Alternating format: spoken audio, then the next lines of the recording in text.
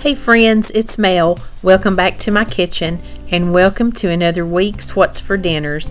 I am so glad you're here. I'm so excited. I've got 3 brand new main dishes to bring you and a couple of really good sides that you're going to enjoy. Thank you so much for stopping in. I can't wait to get into it. So sit back, relax, grab that sweet tea, and let's get started.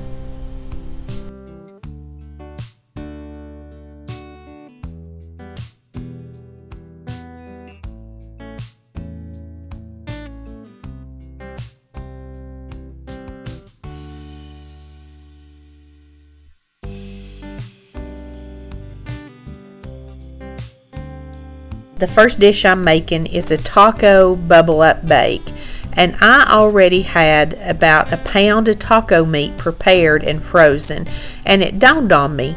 I showed y'all one time how I freeze my chili and soups and meat and just anything like that, how I put it flat and I'll stick it in a pan and freeze it flat, but I never showed you how easy these are to thaw out.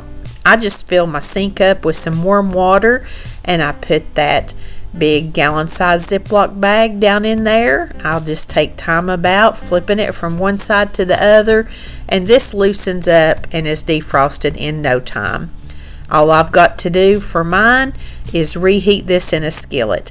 Now, if you didn't have taco meat prepared, of course, you'd grab you a pound of meat and a pack of taco seasoning and fix it up to your liking. You're going to take a roll of the Grand's biscuits and then you're going to cut each biscuit into 4 pieces. It calls for flaky layers, but I'm not a fan of the flaky layered biscuits, so I'm just using the regular home style.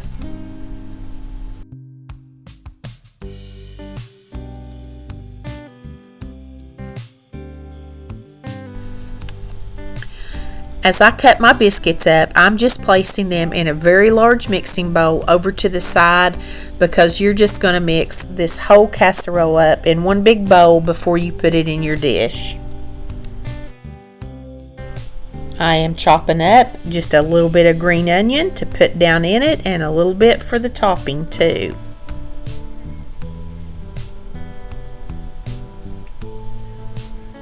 You can see how quick that meat just reheats in no time.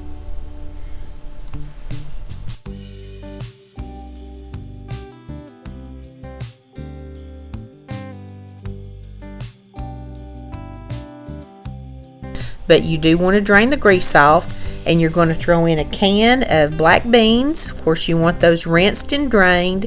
1 small can of the red enchilada sauce. And you're just going to get all that incorporated well and reheated too.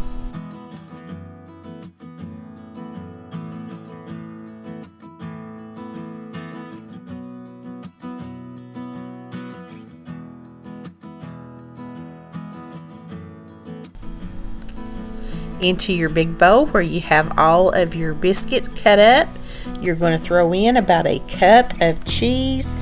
I'm using a Mexican cheese blend that I happen to have, but any old cheese will work.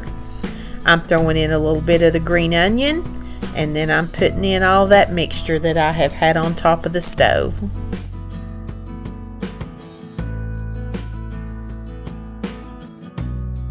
You want to gently incorporate all this together and coat all the biscuits. They tend to want to stick together, so I try to use a spatula to separate each one. Then you just grab your 9x13, grease it up with some spray, and dump it all in there.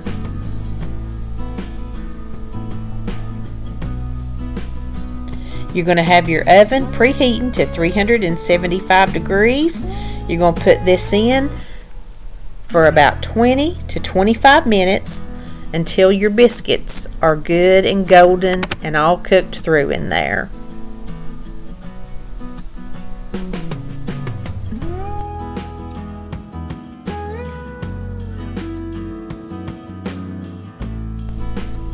Once you get it to that point, you'll pull it out of the oven and put you another cup of cheese all over the top. Then stick it back in maybe another 5 minutes just to let that cheese melt. This was so yummy. This was so easy, especially since I already had some taco meat prepped. It just was as quick and easy as could be. Everyone in my family loved this. Even my picky eater ate this, and she doesn't even eat tacos. She just wants like cheese or maybe shredded chicken tacos. Even she liked this. She said she wasn't a fan of the beans, but she's not a big bean eater anyway. But she still picked around those a little bit, and she ate plenty. I highly recommend this dish. It couldn't be any simpler. It's very cheap to fix. Nothing fancy here. Gets dinner out in a flash. I topped mine with a little sour cream and some more green onions. We had a big green salad on the side, and this was delicious. Now the next dish that I'm bringing you is called 5-ingredient ground beef casserole. In this big bowl, I've got about 3 cups of the frozen diced hash brown potatoes and a half a cup of shredded cheese. Into that, you're going to throw in a can of the cheddar cheese soup and a can of the cream of mushroom soup. You're going to salt and pepper this very well. Those potatoes need a lot of seasoning down in there. And you're just going to mix this up real good. While we're mixing this, I've got a pound of hamburger meat over on the stove browning up. This recipe did call for 1.5 pounds, but I just had a pound. Since I had all the potatoes in this, I did go ahead and season my meat up real good. I used some salt and pepper, some onion powder, and some garlic powder. You're going to brown that all up.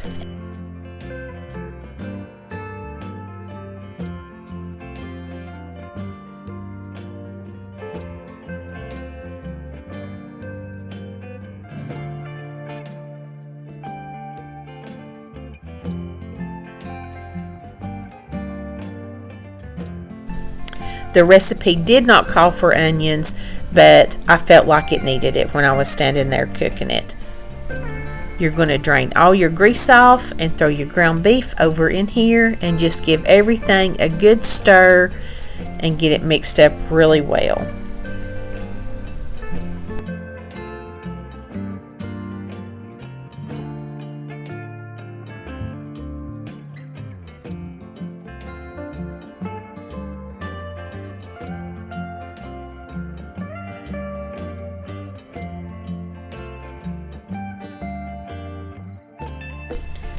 Once again, you're going to grease up a 9x13, pour this over into it.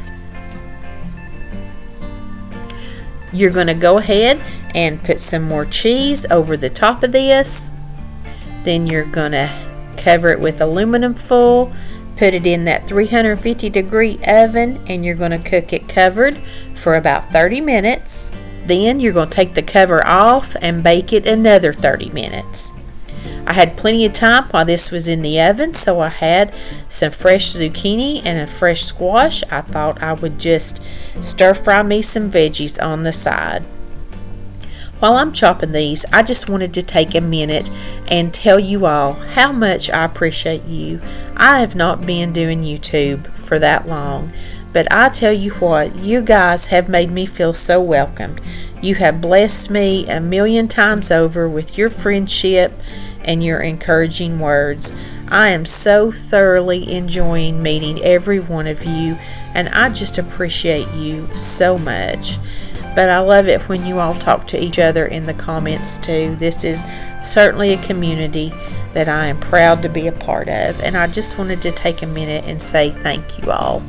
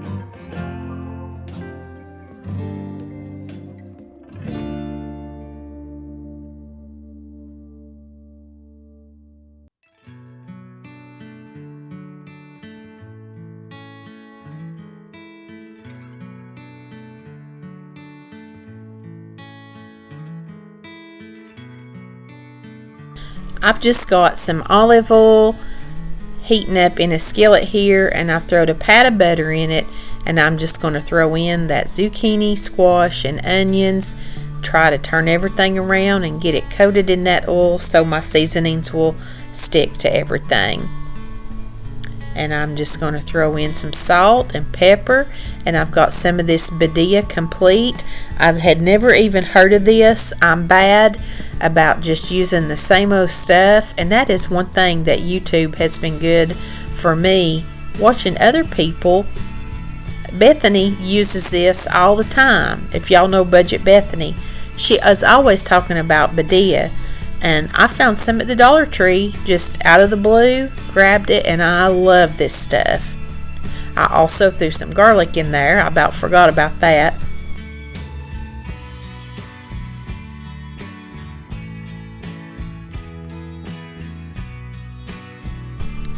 I almost let it go there a little bit too far, but I caught it. I was somewhere messing around. This was another quick and easy supper. You just put it in the oven and forget about it.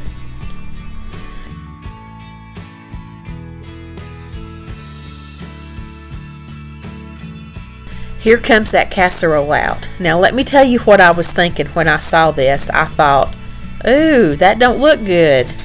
It's kind of runny looking, and I was just not so sure about it. I thought, I am not going to like that because I don't like ground beef that's kind of runny.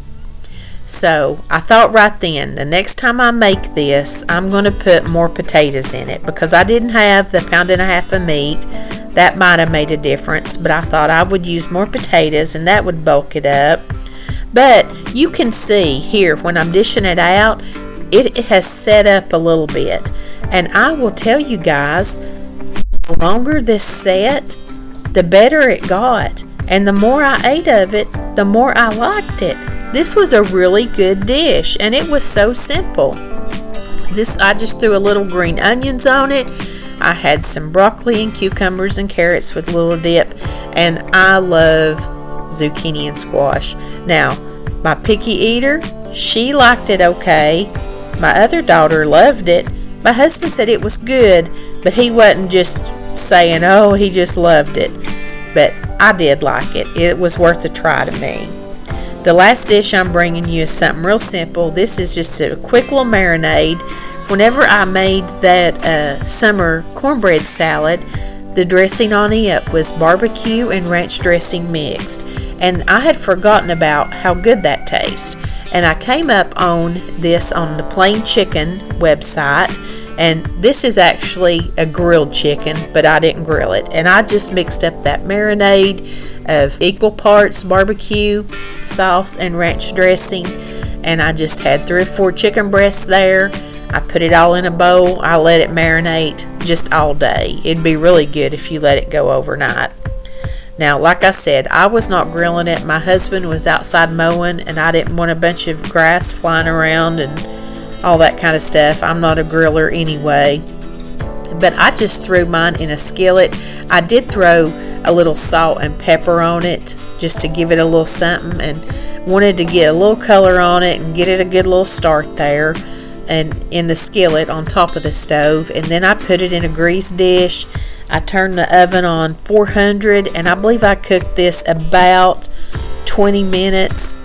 I pulled it out and checked it with the meat thermometer and got it to, I believe it was 165. Now, I don't like naked chicken, just unless it's grilled. This coming out of the oven, I like something on it. So at the very last minute, I just remembered I had these panko breadcrumbs. I didn't do anything to them. I didn't put any butter or nothing on them. I just threw them on top of that because we were getting hungry and put it in the oven. I had a can of corn that I had pulled out of my pantry that I thought I needed something to do with. And I thought, I am going to make potato cakes with corn in them. I've seen something like this. I went back and pulled the recipe for you so you'll have it all, just like always, linked below. But here I used self-rising flour. So I had about 1/2 cup of flour in here. I had an egg, about a third or half a cup of cheese. I threw some green onion in there, and I used a cup of instant mashed potatoes. I just made them earlier in the day and stuck them in the fridge and got them good and stiff. And then that can of corn, I had it in like my long-term pantry, and it was going to go bad, and I needed to use it. And it was that Fiesta blend that has the green and red peppers in it. So I threw about a cup of that in there, and of course some salt and pepper. I just heated a little olive oil up on the stove, mixed all that together, and here we go. The way I do my potato cakes, I just put them in there by the scoopful, and I don't move them. Then when I flip them, I mash them out really flat. If you try to move them around too soon, before they have a crust on the bottom, they'll just kind of make a mess. So if you have not seen my potato cake video, I'll link that in the cards and in the description box for you as well. I had a lot of fun with that video. I was making Caesar chicken that day, but I got started on some potato cakes, and I just had the best time. I love them. I just have a big love affair with them. And these were so good with that corn in it. Once I get one side, get them flipped and smush them down, I'll flip them back over and get them all browned up. But here they are, all plated up. I made some greasy green beans and these potato cakes. Look inside of them. You can see the corn and the peppers and the cheese. They were so good. And the chicken was delicious too. But when I have these potato cakes, I don't even need chicken or anything else. But the chicken did have a very good flavor. Enjoyed the little bit of crispy on the top. That was so yummy.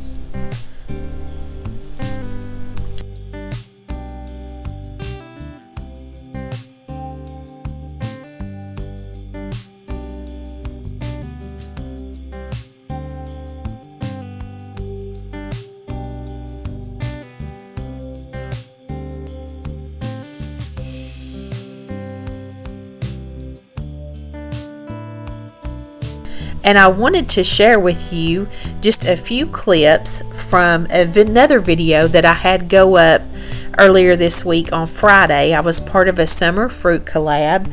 All of this will be linked below for you if you want to go take a look at it. If you've been around here a while, I thank you so much for sticking around.